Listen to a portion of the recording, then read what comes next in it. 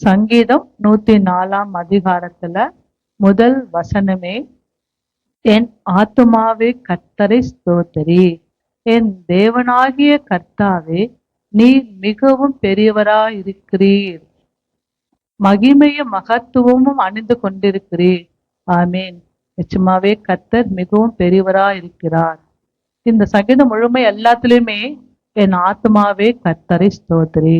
ஏன்னா நம்ம ஆத்துமா எப்போதுமே என்றைக்குமே கர்த்தரை நோக்கி ஸ்தோத்திரம் பண்ணிக்கிட்டே இருக்கும்.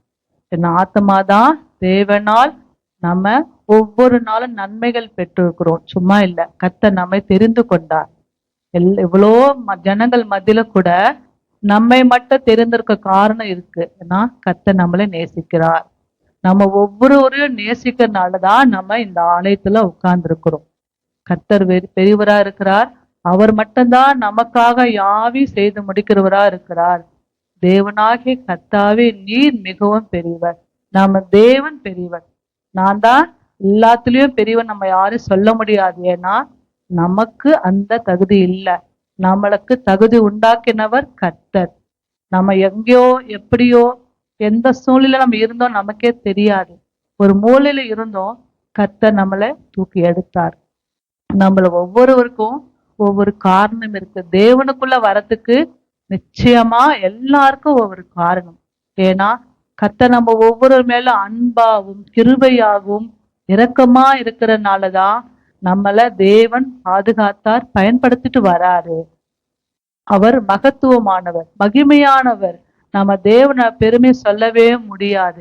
ஒவ்வொரு நாளும் நம்ம ஜீவனை பாதுகாத்த கர்த்தருக்கு கோடான கோடான நன்றிகளை செலுத்துவோம். இந்த மாதம் தேவன் நமக்கு எவ்வளோ பெரிய அற்புதமான மாதமா இருக்கு. ஏன்னா நம்ம நினைக்கிறோம் இல்லையா, ஆண்டவரே நான் நினைக்கிற இந்த காரியம் எப்படி முடியும்? ஆனா தேவன் நினைச்சா ஒரு நிமிஷம் அவள்தான் பெரிய அற்புதங்களை நம்ம வாழ்க்கையில கர்த்தர் செய்வார். அதே வசனத்துல, தம்முடைய தூதர்களை காற்றுகளாகவும் தம்முடைய ஊழியக்காரரை அக்கினி ஜுவாலிகளாகவும். தம்முடைய தூதர்னா நம்ம ஒரு இடத்துக்கு போகும்போது கர்த்தரை நோக்கி நம்ம ஜெபம் பண்ணி போறோம் இல்லையா, ஆண்டவரே இந்த காரியங்களுக்காக நாங்க போறோம், எங்களோட நீங்க வாங்கன்னு சொல்லும் போது ஆண்டவர் தூதர் கட்டளையிடுவாராம். என் மகனும் என் மகளும் போறாங்க, நீங்க அவங்கள பாதுகாத்து கொள்ளுங்க, அவங்களுக்கு எந்த ஒரு ஆபத்துக்கள் வராதபடி அவங்க தூதர்கள் வந்து காற்றுகளாக வந்து நம்ம சுற்றிலும் முன்னையும் பின்னையும் பாதுகாப்பாங்க. இதுக்கு நான் ஒரு யூடியூப்ல பார்த்தேன். ஒரு ஊழியக்காரன் அவங்க மனைவி கிட்ட சொல்லிட்டு போறாங்க, நான் வந்து ஊழியத்துக்கு போறேமான்னு சொல்லிட்டு போகும்போது அவங்க மனைவி என்ன பண்றாங்க, உட்காந்து ஜெபிக்கிறாங்க. ஏசப்பா, எங்க ஊழியக்காரர் என்னுடைய கணவன் ஊழியத்துக்கு போறாங்க, நீங்க அவங்கள பாதுகாத்துங்க. அதான் உண்மையான ஊழியக்காரமா.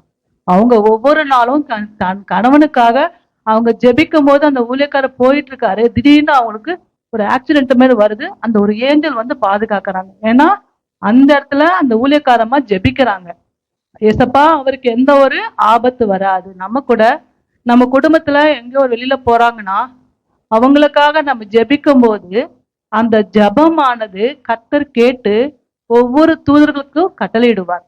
அவங்க போறாங்க, ஒரு சின்ன கல் தடுக்கி கூட நமக்கு பெரிய ஆக்சிடென்ட் நடக்குது. ஆனா கர்த்தரை நினைச்சு நம்ம போகும்போது ஆண்டவர் அந்த ஆபத்துல இருந்து நம்மளை மீட்டு பாதுகாக்கிறாரு.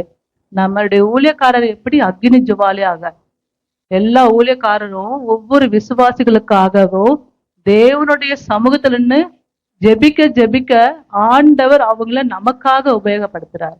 நம்மள இங்க ஆலயத்துக்கு வந்திருக்க காரணம் என்னன்னா, அவங்க நம்மளை உருவாக்குறாங்க. நம்மளோட பரலோக ராஜ்யத்துக்கு கொண்டு போக நம்ம கிட்ட என்னென்ன தேவை இல்லாதல எடுத்து போட்டு நம்மள உருவாக்கி கர்த்தருடைய சமூகத்துல போகிறதுக்கு நம்ம ஆண்டவர் ஊழியக்காரரை அக்னி ஜுவாலியாக பயன்படுத்துறாரு.